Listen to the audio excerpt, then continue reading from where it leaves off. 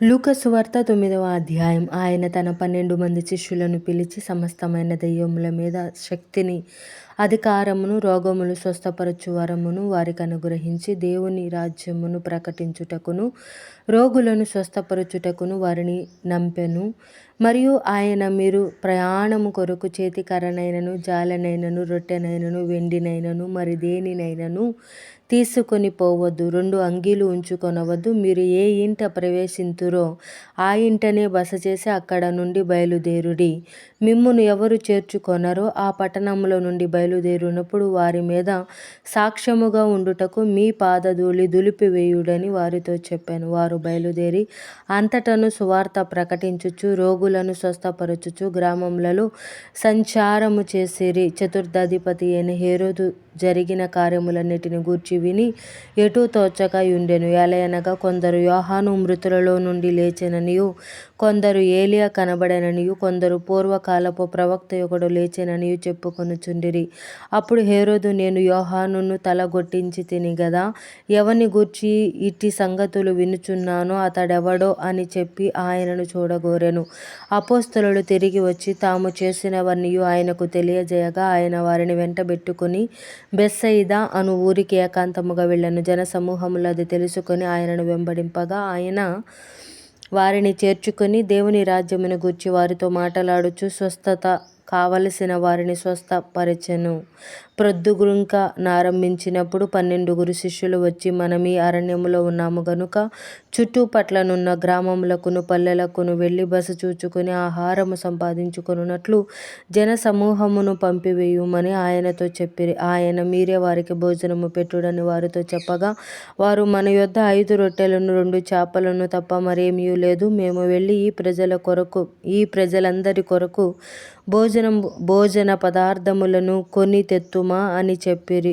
వచ్చిన వారు ఇంచుమించు 5,000 మంది పురుషులు. ఆయన వారిని 50 మంది చొప్పున పంక్తులు తీర్చి కూర్చుండబెట్టుడని తన శిష్యులతో చెప్పగా, వారలాగు చేసి అందరినీ కూర్చుండబెట్టిరి. అంతటా ఆయన 5 రొట్టెలను 2 చేపలను ఎత్తికొని ఆకాశము వైపు తన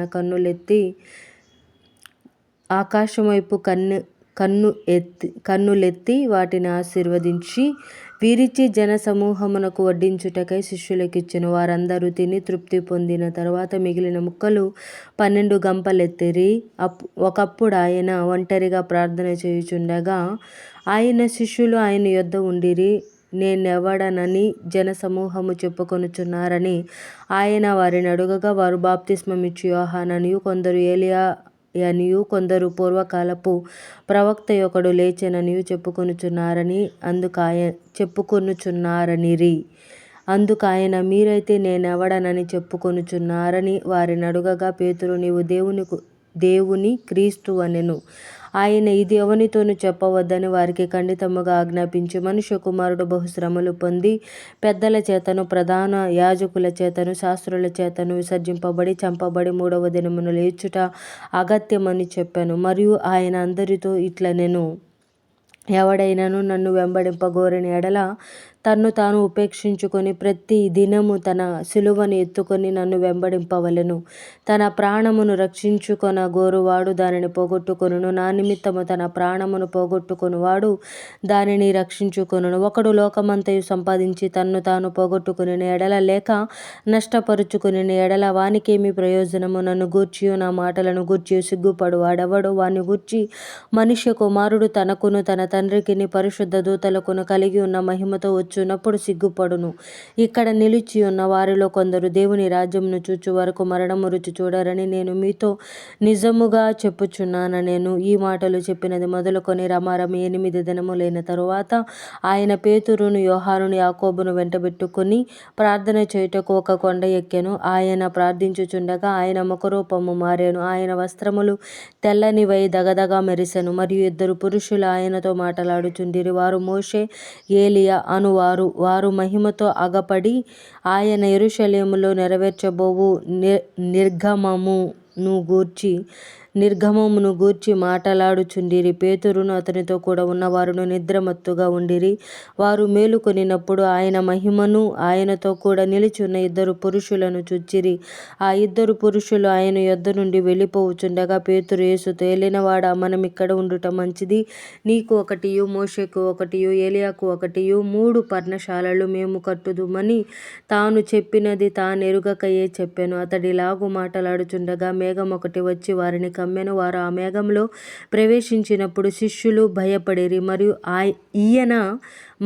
ఈయన నేనేర్పరచుకొనిన నా కుమారుడు, ఈయన మాట వినుడని ఒక శబ్దము ఆ మేఘములో నుండి పుట్టెను. ఆ శబ్దము వచ్చిన తర్వాత యేసు మాత్రమే అగపడెను. తాము చూచిన వాటిలో ఒకటియు ఆ దినములలో ఎవరికిని తెలియజేయక వారు ఊరకుండిరి. మరునాడు వారు ఆ కొండ దిగి వచ్చినప్పుడు బహు జనసమూహము ఆయనకు ఎదురుగా వచ్చెను. ఇదిగో, ఆ జనసమూహములో ఒకడు, బోధకుడా, నా కుమారుని కటాక్షించుమని నిన్ను వేడుకొనుచున్నాను. వాడు నాకొక్కడే కుమారుడు. ఇదిగో, ఒక దయ్యము వాణ్ణి పట్టును. పట్టినప్పుడు వాడు అకస్మాత్తుగా కేకలు వేయును. నురుగు కారునట్లు అది వానిని విలవిలలాడించుచు గాయపరచుచు వానిని వదలకుండును. దానిని వెళ్ళగొట్టుడని నీ శిష్యులను వేడుకొంటిని గాని వారిచేత కాలేదని మొరపెట్టుకొనెను. అందుకు యేసు, విశ్వాసము లేని మూర్ఖతరము వారలారా, నేనెంతకాలము మీతో కూడా ఉండి మిమ్మును సహింతును? నీ కుమారుని ఇక్కడికి తీసుకొని రమ్మని చెప్పెను. వాడు వచ్చుచుండగా ఆ దెయ్యము వారిని పడద్రోసి విలవిలలాడించెను. యేసు ఆ పవిత్రాత్మను గద్దించి బాలుని స్వస్థపరిచి వాణ్ణి తండ్రికి అప్పగించెను. గనుక వారందరూ దేవుని మహత్యమును చూచి ఆశ్చర్యపడిరి. ఆయన చేసిన కార్యములన్నిటిని చూచి అందరూ ఆశ్చర్యపడుచుండగా ఆయన ఈ మాటలు మీ చెవులలో నాటనీయుడి. మనుష్య కుమారుడు మనుషుల చేతికి అప్పగింపబడబోచున్నాడని తన శిష్యులతో చెప్పెను. అయితే వారా మాట గ్రహింపకుండునట్లు అది వారికి మరుగు చేయబడెను గనుక వారు దానిని తెలుసుకొనలేదు. మరియు ఆ మాటను గూర్చి వారు ఆయనను అడగవెరచిరి, తమలో ఎవడు గొప్పవాడో అని. వారిలో తర్కము పుట్టగా యేసు వారి హృదయాలోచన ఎరిగి ఒక చిన్న బిడ్డను తీసుకుని తన యొద్ద నిలవబెట్టి, ఈ చిన్న బిడ్డను నా పేరిట చేర్చుకొనువాడు నన్ను చేర్చుకొనును, నన్ను చేర్చుకొనువాడు నన్ను పంపిన వారిని చేర్చుకొనును. మీ అందరిలో ఎవడు అత్యల్పుడైయుండునో వాడే గొప్పవాడని వారితో చెప్పెను. యోహాను ఏలినవాడా, ఎవడో ఒకడు నీ పేరిట దయ్యములను వెళ్ళగొట్టగా మేము చూచితిమి. వాడు మనలను వెంబడించువాడు కాడు గనుక వానిని ఆటంకపరిచితిమని చెప్పెను. అందుకు యేసు, మీరు వానిని ఆటంకపరచకుడి. మీకు విరోధి కాని వాడు మీ పక్షమునున్నవాడే అని అతనితో చెప్పెను. ఆయన పరమునకు చేర్చుకొనబడు దినములు పరిపూర్ణమగుచున్నప్పుడు ఆయన యెరూషలేమునకు వెళ్ళుటకు మనస్సు సిద్ధపరచుకొని తనకంటే ముందుగా దూతను పంపెను. వారు వెళ్ళి ఆయనకు బస సిద్ధము చేయవలెనని సమరయుల యొక్క గ్రామంలో ప్రవేశించిరి. గాని ఆయన యెరూషలేమునకు వెళ్ళనభిముఖుడైనందున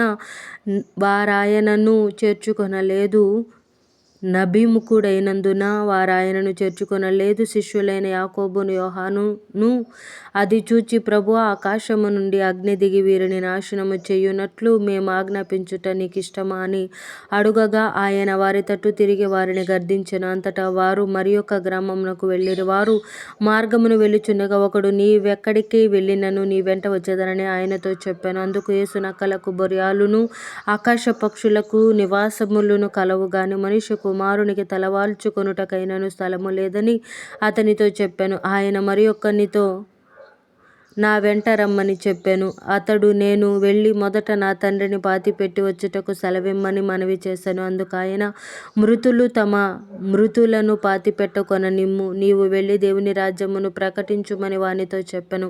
మరియొకడు, ప్రభువా, నీ వెంట వచ్చెదను గాని నా ఇంటనున్న వారి యొద్ద సెలవు తీసుకుని వచ్చుటకు మొదట నాకు సెలవిమ్మని అడుగగా, యేసు నాగటి మీద చెయ్యి పట్టి వెనక తట్టు చూచు వాడెవ్వడునూ దేవుని రాజ్యమునకు పాత్రుడు కాడని వానితో చెప్పెను.